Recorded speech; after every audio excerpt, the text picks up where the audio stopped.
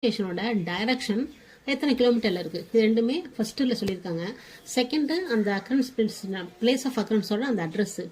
Third பார்த்தீங்கன்னா suppose இந்த zero FIR சொன்னோம் இல்லையா, சப்போஸ் நம்ம வந்து ஜூரிஷன் இல்லாத ஒரு போலீஸ் ஸ்டேஷனில் அந்த எஃப்ஐஆரை வந்து ரெஜிஸ்டர் பண்ணாங்கன்னா அந்த போலீஸ் ஸ்டேஷனோட பேர், அது எந்த போலீஸ் ஸ்டேஷனோ அந்த போலீஸ் ஸ்டேஷனோட பேர், அவ்வளோதான்.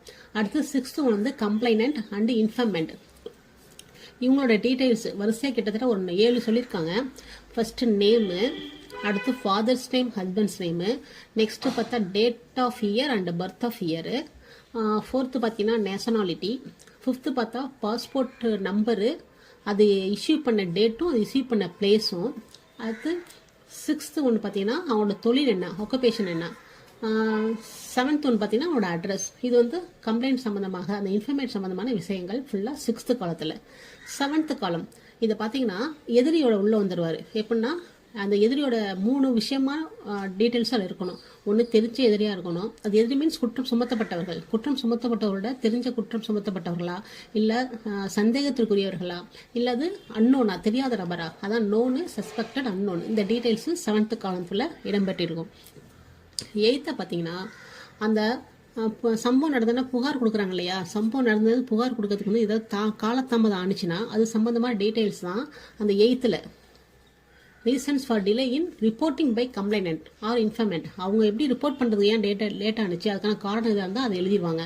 அடுத்து நைன்த்து காலத்தில் சப்போஸ் ஏதாவது ஒரு கேஸில் வந்து ப்ராப்பர்ட்டி இன்வால்வ் ஆகிருக்கு இல்லையா, அது வந்து ஏதாவது ப்ராப்பர்ட்டி அடித்து உடச்சிருப்பாங்க, அது சம்மந்தமான விஷயங்கள், இல்லைனா ஏதாவது திருட்டு போயிருக்கும், அந்த ப்ராப்பர்ட்டி சம்மந்த விஷயங்கள்லாம் இந்த 9th எழுதுவாங்க.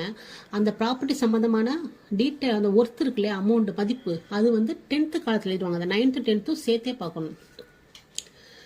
லாஸ்ட்டாக அடுத்து பார்த்தீங்கன்னா நெக்ஸ்ட்டை பார்த்தா 11th.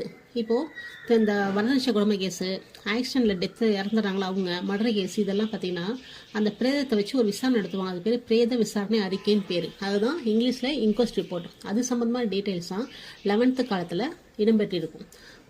12ங்கிறது ரொம்ப முக்கியம். 12th வந்து எஃப்ஐஆர் கண்டென்ட்ஸ், அதாவது எஃப்ஐஆர் கண்டென்ட்ஸ் கொடுத்துருக்காங்களா, அது வந்து என்ன கண்டென்ட்ஸ் இருக்குன்னா இந்த புகார் வாக்குமூலமோ இருக்கு இல்லையா, அதில் உள்ள விஷயம், அந்த புகார்தாரர் என்ன சொல்லியிருக்காரோ அதை அப்படியே இயர்ஸ் காப்பி மாதிரி எழுதிடுவாங்க. அதனால ஏதாவது ரெண்டுத்துக்கும் டிஃப்ரென்ஸ் இருக்கான்னு சொல்லிட்டு கம்பேர் பண்ணிக்கங்க, சரிங்களா. அதே போல் அந்த காப்பி பண்ணுறதுக்கு முன்னாடி அந்த போலீஸ் ஆஃபீஸர் நான் வந்து இந்த தேதியில் இந்த மணிக்கு இருந்தேன், என்கிட்ட வந்து நேரம் அந்த புகார் கொடுத்தாங்கன்னு சொல்லிட்டு அவங்களோட நேமெல்லாம் சொல்லிட்டு தான் கீழே அதை எழுதுவார். அப்போன்னு கீழே வந்து நான் பதிவு பண்ணியிருக்கேன்ற டீட்டெயில்ஸும் எழுதுவார். இந்த புகார் வாக்குமூலத்தில் உள்ள விஷயத்தை சொல்கிறதுக்கு முன்னாடியும் பின்னாடியும் போலீஸோட ஹிஸ்ட்ரி இருக்கும். என்ன பண்ணேன், நான் எங்கே இருந்தேன், என்கிட்ட கொடுத்தாங்க, பின்னாடி நான் ரெஜிஸ்டர் பண்ணேன், இந்த விஷயம் எஃப்ஐஆரில் 12th காலத்தில் ஃபுல்லாக